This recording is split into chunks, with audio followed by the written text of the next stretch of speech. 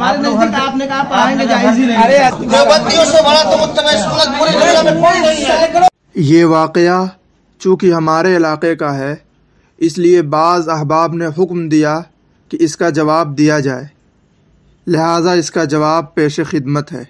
अल्हम्दुलिल्लाहि वहदह वस्सलातु वस्सलामु अला मन ला नबिय्य बअदह, अम्मा बाद। अजीज साथियों, अल्लाह रब्बुल इज़्ज़त ने ईमान वालों को ये सआदत दी है कि वो फितनों से गुरेज करते हैं, लेकिन बिदातियों का एक तबका और बिदातियों का एक गिरोह मुसलसल मुसलमानों के दरमियान फूट पैदा करने की कोशिश करता है और बराबर मुसलमानों के दरमियान इंतशार और इख्तिलाफ को बढ़ावा देने की पूरी कोशिश करता है। उनकी सबसे बड़ी दलील उनके आला हजरत का वो कौल है जिसके अंदर नवाब अहमद रजा खान साहब फरमाते हैं कि देवबंदियों के कुफ्र में शक करने वाला काफिर है। फतावा रिजविया जिल्द नंबर 6 सफ़ा नंबर 82 के अंदर ये फतवा मौजूद है।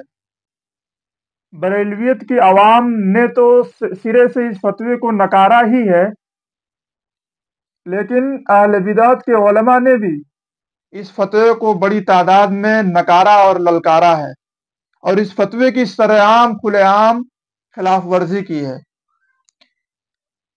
हमेशा ये देखा जाता है कि उलमाए देवबंद की मस्जिदों में अहले बिदात के लोग नमाज भी पढ़ते हैं, उलमाए देवबंद से मुसाफा भी करते हैं और देवबंदी आवाम से वो लोग मुसाफा और मुआनका भी करते हैं और बाहम अपने रिश्ते और अपनी शादी विवाह भी करते हैं।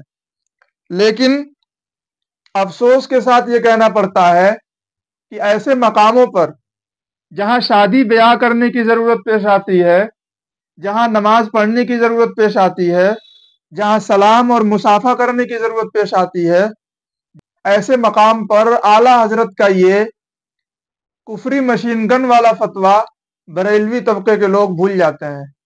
और ये सिर्फ आवाम का ही काम नहीं बल्कि इनके उलमा भी भूल जाते हैं।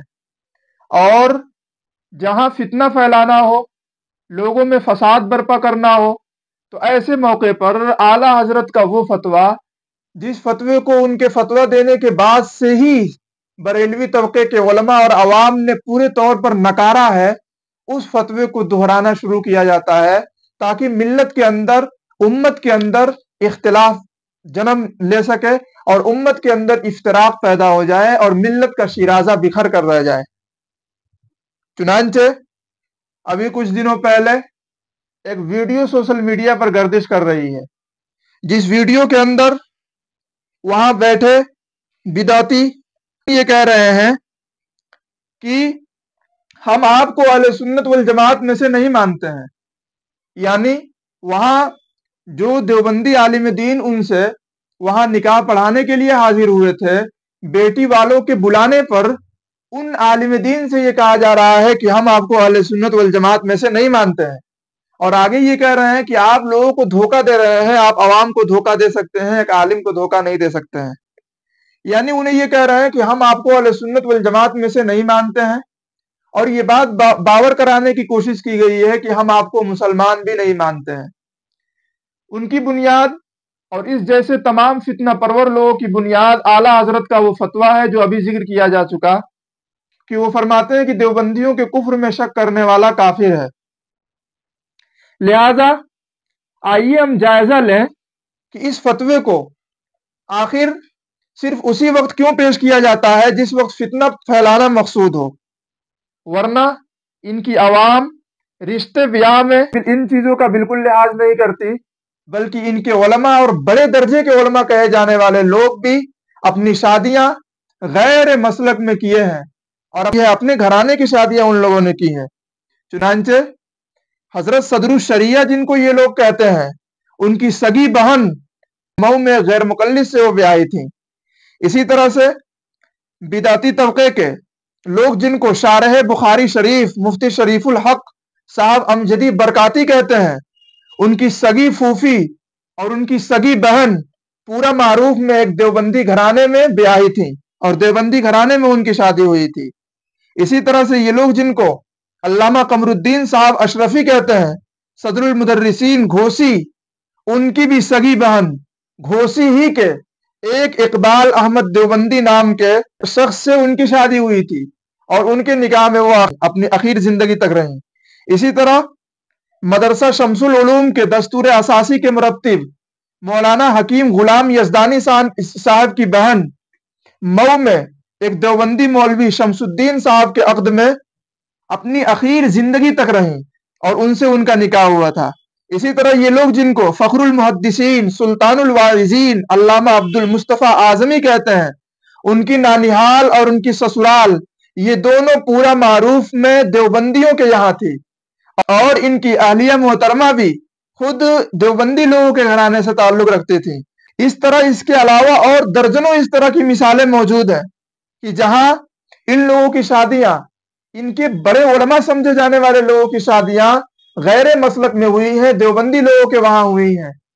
اب ایسے وقت میں اعلیٰ حضرت کا وہ فتویٰ کہ جس میں ان لوگوں نے یہ کہا کہ دیوبندیوں کے کفر میں شک کرنے والا کافر ہے، یہ لوگ بھول جاتے ہیں، اور ایسے موقع پر اس فتوے کو یہ لوگ نہیں دہراتے، کیونکہ حقیقت یہ بھی جانتے ہیں کہ علماء دیوبند صحیح معنوں میں عاشق رسول ہیں، یہ لوگ گستاخ اور کافر نہیں ہیں۔ لیکن جہاں فتنہ پھیلانا ہوتا ہے وہاں یہ بات باور کراتے ہیں کہ دیوبندیوں سے شادی کرنا، دیوبندیوں کی شادی میں شرکت کرنا یہ ناجائز اور حرام ہے۔ نہ جانے یہ لوگ اس طرح کی فتنہ پروری سے کیا پاتے ہیں۔ دیوبندی حضرات سے نکاح کرنا اور دیوبندی گھرانے میں نکاح کرنا اگر ناجائز ہے تو پھر اپنے صدر الشریعہ اور اپنے اشارے بخاری شریف مفتی شریف الحق امجدی اور اپنے عبد المصطفیٰ صاحب اعظمی اور اس طرح کے درجنوں لوگوں کو اور سینکڑوں لوگوں کو آپ کیا کہو گے؟ اگر ہمت و جرأت ہے تو پھر انصاف کا تقاضا یہ ہے کہ ایسے تمام لوگوں کو آپ اعلیٰ حضرت کے بالا فتوے کی روح سے کہ دیوبندیوں کے کفر میں شک کرنے والا کافر ہے، ان تمام لوگوں کو آپ کو کافر ماننا پڑے گا، اور ان کی نسل قیامت تک جو چلنے والی ہے اسے حرامی اور ولد الزنا ماننا پڑے گا۔ لیکن صد افسوس کہ ان کا نام بڑے احترام کے ساتھ لیتے ہیں۔ ابھی بہت زمانہ نہیں ہوا، بے شمار لوگوں کے پاس اخبار کی وہ کٹنگ موجود ہے۔ جب توقیر رضا صاحب دارالعلوم دیوبند گئے تھے تو وہاں سے آنے کے بعد جب ان پر تبصرہ کیا گیا تو ایسے موقع پر انہوں نے کہا تھا کہ اگر ہم راز کھولیں گے تو پھر بے شمار لوگوں کو کلمہ پڑھنا پڑ جائے گا، کیونکہ بے شمار لوگوں کی شادیاں، ہمارے ہی طبقے کے بڑے علماء کی شادیاں دیوبندی لوگوں کے درمیان ہوئی ہیں۔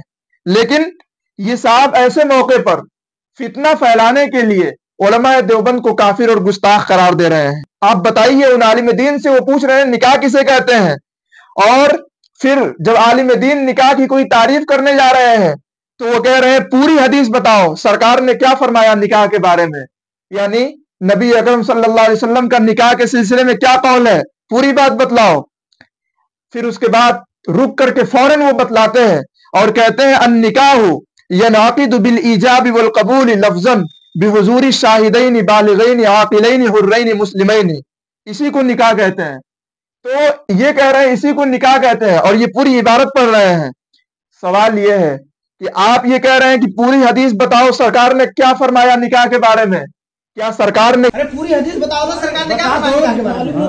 النکاح ینعقد بالایجاب والقبول لفظا بحضور الشاہدین بالغین عاقلین حرین مسلمین، اسی کو نکاح کہتے ہیں۔ یہی الفاظ فرمائے تھے نکاح کے بارے میں؟ پوری سیاہ ستہ ہی نہیں، احادیث کے تمام ذخیروں کو کھنگال دو اور کوئی ایک حدیث ایسی دکھا دو جہاں نبی اکرم صلی اللہ علیہ وسلم نے نکاح کی یہ تعریف فرمائی ہو، میں تمہاری غلامی دکھانے کے لیے تیار ہوں، لیکن نہ خنجر اٹھے گا نہ تلوار ان سے، یہ بازو میرے آزمائے ہوئے ہیں۔ آپ بتائیں کہ حضور صلی اللہ علیہ وسلم کی کون سی حدیث ہے جس میں نکاح کی یہ تعریف کی گئی ہو، لیکن آپ کے پاس اس کا کوئی جواب موجود نہیں ہے۔ خدا کی قسم، سورج پورب کے بجائے پچھم سے نکل سکتا ہے، رات کے تارے دن میں نظر آ سکتے ہیں، لیکن اس طرح کی کوئی حدیث تم دکھلا نہیں سکتے ہو۔ اگر ہمت و جرأت ہے تو اس طرح کی کوئی حدیث دکھلا دو۔ اولن تو آپ نے نکاح کی تعریف ہی غلط کی ہے۔ نکاح کی تعریف کیا ہے؟ در مختار ملاحظہ فرمائے، در مختار معاشامی کے اندر جلد نمبر 4 صفحہ نمبر 66 سے صاحب در مختار تعریف کرتے ہیں، کہتے ہیں النکاح هو عند الفقهاء عقد يفيد ملك المتعة، کہ نکاح یہ فقہا کے نزدیک ایسا عقد نکاح کہلاتا ہے کہ جو ملک متاع کا فائدہ دے۔ نکاح کی تعریف علامہ شامی رحمۃ اللہ علیہ نے جس متن پر حاشیہ لگایا ہے وہ صاحب متن نکاح کی یہ تعریف کر رہے ہیں، اور آپ نکاح کی ایسی تعریف کر رہے ہیں کہ جو نکاح کی تعریف نہیں، شرائط و ارکان ہے۔ نکاح کے شرائط و ارکان کو نکاح کی تعریف قرار دینے کی گمراہی آپ عوام کے سامنے تو پیش کر سکتے ہیں، خدا کی قسم کسی عالم دین کے سامنے آپ پیش نہیں کر سکتے ہیں۔ اور آپ نے ملت کو دھوکہ دیا ہے، اور لوگوں کی آنکھوں میں آپ نے دھول جھونکا ہے۔ ہمارے نزدیک آپ نے کہا پڑھائیں گے جائز ہی نہیں ہے۔ ان عالم دین سے آپ کہہ رہے ہیں ہمارے نزدیک آپ نکاح پڑھائیں گے تو نکاح جائز نہیں ہوگا، تو پھر اپنے صدر الشریعہ صاحب کے نکاح کے جواز کی کون سی دلیل پیش کریں گے؟ اپنے شارح بخاری صاحب کے نکاح کی دلیل کون سی پیش کریں گے؟ اور کس طرح ان کے نکاح کو آپ جواز پر معمول کریں گے؟ اگر جواز پر معمول نہیں کر رہے ہیں اور اپنی اس بات پر واقعتاً آپ قائم و دائم ہے کہ دیوبندی سے نکاح نہیں ہوتا ہے اور دیوبندی کا پڑھایا ہوا نکاح تک نہیں ہوتا ہے، تو پھر ہمت کر کے اپنے صدر الشریعہ اور اپنے شارح بخاری سمیت درجنوں اور سینکڑوں علماء کو فاسق و فاجر اور کافر قرار دیں۔ اگر جرأت ہے اور ہمت ہے تو اس کا اعلان کریں، ہم اس کا انتظار کریں گے۔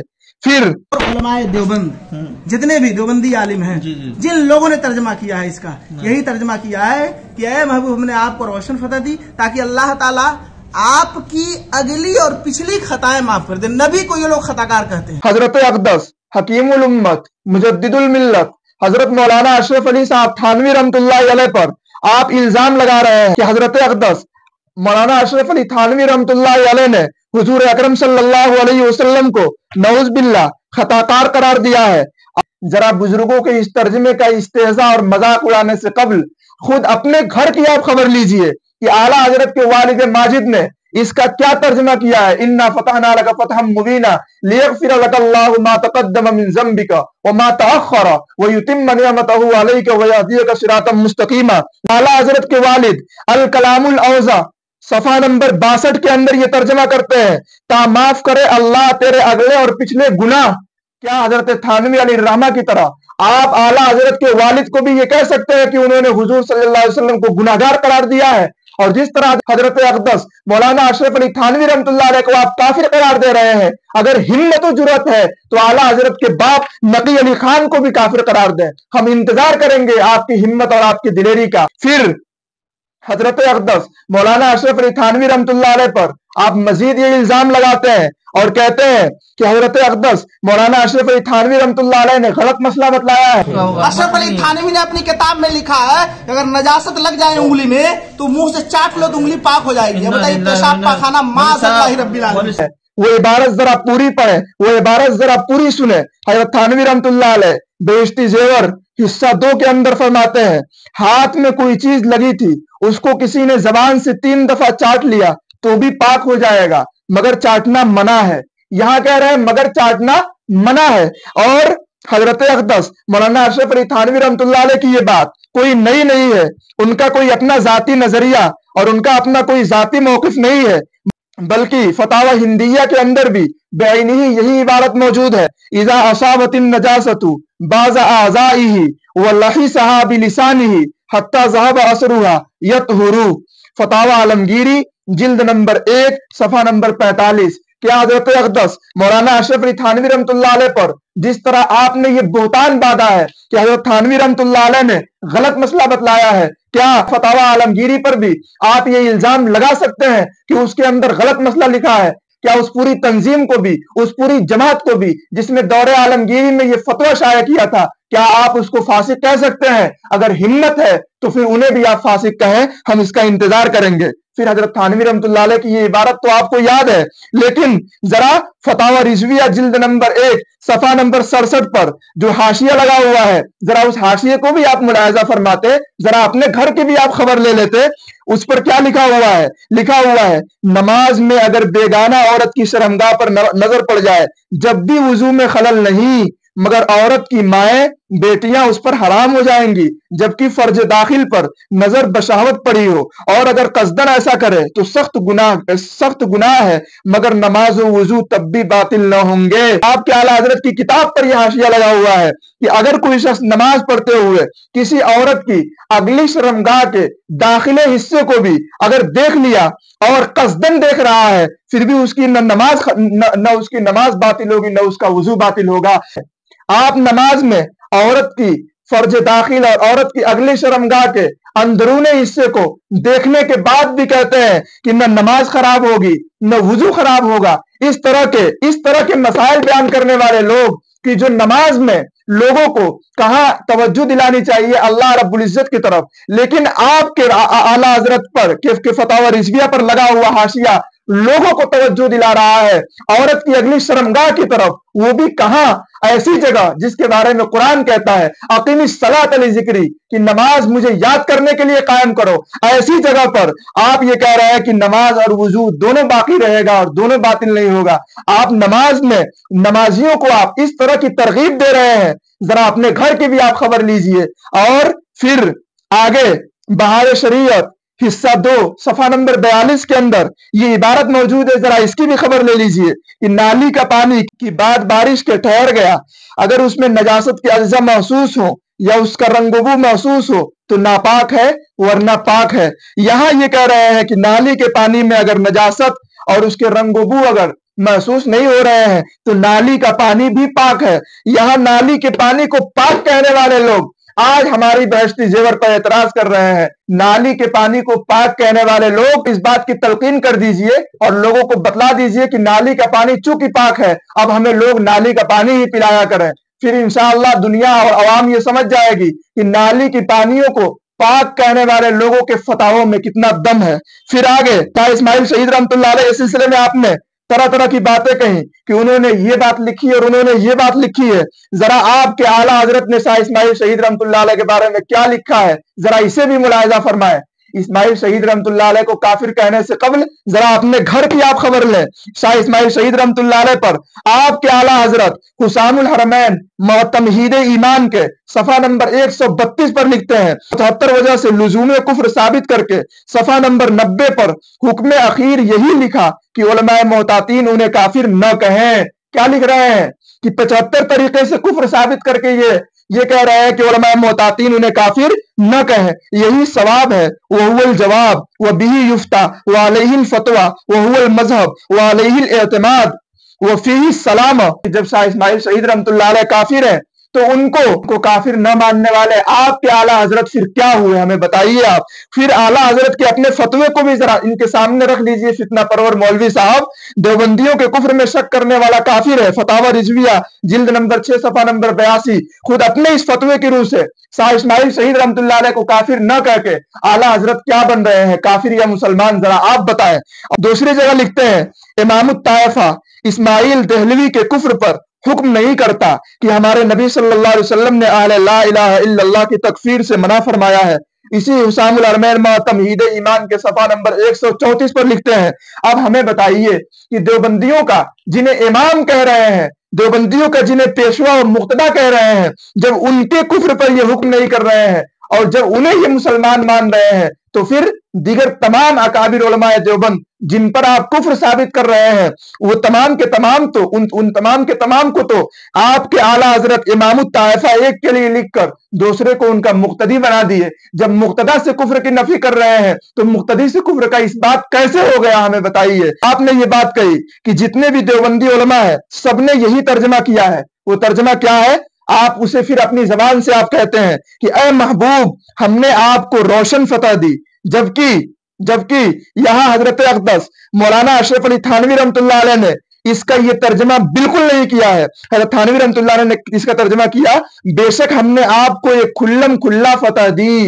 इतने आवाम के सामने आप हजरत थानवी रहमतुल्लाह अलैह पर ये इल्जाम लगा रहे हैं कि तमाम ने यही तर्जमा किया है। हजरत थानवी रहमतुल्लाह अलैह ने आपके अल्फाज वाला तर्जमा नहीं किया है। हजरत थानवी रहमतुल्लाह अलैह का तर्जमा वो नहीं है जिसे आप वीडियो के अंदर जिक्र फरमा रहे हैं। जरा इन अकाबिर के पर उंगली उठाते हुए और इन पर झूठ बोलते हुए कुछ तो शर्माइए, कुछ तो सोचिए कि इन देहातों के अंदर अभी भी बेशुमार लोग पड़े हुए हैं कि जो आपके इस फितने को और जो आपकी इस बदकलामी को, जो आपकी इस इल्मी खयानत को वाज़े करने के लिए मैदान अमल में बिल्कुल सरगर्म है और बिल्कुल इसके लिए तैयार है और इसकी पूरी सलाहियत रखते हैं। अब मुफ्ती मोहम्मद तकी उस्मानी साहब इसका तर्जमा करते हैं, ऐ पैगंबर यकीन जानो हमने तुम्हें खुली हुई फतह अता कर दी है। यहां मुफ्ती तकी उस्मानी इसका दूसरा तर्जमा कर रहे हैं और आप अपनी तरफ से अकाबिर उलमाए देवबंद के मुंह में अपना तर्जमा दाखिल कर रहे हैं और इन पर इल्जाम लगा रहे हैं, बोहतान बांध रहे हैं, झूठ बोल रहे हैं। फिर हज़रत थानवी रहमतुल्लाह अलैह ने फिर आगे कहा, ताकि अल्लाह आपकी अगली पिछली खताएं माफ फरमा दे, तो आप इस पर शोर मचा रहे हैं कि उन्होंने हुजूर को खताकार कहा। आपके मौलवी अहमद रजा के वालिद मौलवी नकी अली खान का तर्जमा भी मुलाहिजा फरमाया अल कलामुल औज़ा सफा नंबर 62 के अंदर, फरमाते हैं ता माफ करे अल्लाह तेरे अगले और पिछले गुनाह। क्या आप इसकी वजह से, क्या आप इस तर्जमे की वजह से मौलवी नकी अली खान जो आला हजरत के वालिद हैं उनको ये कहेंगे कि उन्होंने हुजूर को गुनाहगार कहा है और उन्होंने हुजूर की गुस्ताखी की है? फिर आप कह रहे हैं ताकि अल्लाह आपकी अगली और पिछली खताएं माफ कर दे। यही तर्जमा तो सारे देवबंदियों ने किया है, जबकि इसके अलावा भी तराजिम मौजूद है। चुनांचे मुफ्ती मोहम्मद तकी उस्मानी इसका आगे तर्जमा करते हैं, ताकि अल्लाह तुम्हारी अगली और पिछली तमाम कोताहियों को माफ कर दे। यहाँ अल्फाज बदले हुए हैं, यहाँ बात वो नहीं है जिसे आप कह रहे हैं, यहाँ बात इसके अलावा है। इन अकाबिर पर झूठ बोलने से पहले जरा अपने घर की खबर लीजिए और उलमाए देवबंद को काफिर कहने से पहले अपने सदरुल शरिया को और तमाम उन उलमा को जिन लोगों ने देवबंदी घरों में शादी की है या किसी दर्जे में उनकी बहन बेटियों की शादी हुई है, आला हजरत के दौर से लेकर आज तक ये सिलसिला चला जा रहा है, इन तमाम लोगों को काफिर और फासिक मानना पड़ेगा और इन तमाम लोगों से चलने वाली नस्ल को वलदुज़्ज़िना और हरामी मानना पड़ेगा। अगर आप इन चीजों का ऐलान कर रहे हैं तो वाकईतन आप अपने इस फतवे पर कायम व दायम है। अगर आप इन चीजों का ऐलान नहीं कर रहे हैं तो उम्मत को धोखा दे रहे हैं, मिल्लत के अंदर इफ्तिराक पैदा कर रहे हैं और इंशाअल्लाह सुम्मा इंशाअल्लाह इरशाद रब्बानी सादिक आकर रहेगा, वकुल जाअल हक़्क़ु व ज़हक़ल बातिल इन्नल बातिल कान ज़हूक़ा व मा अलैना इल्लल बलाग़।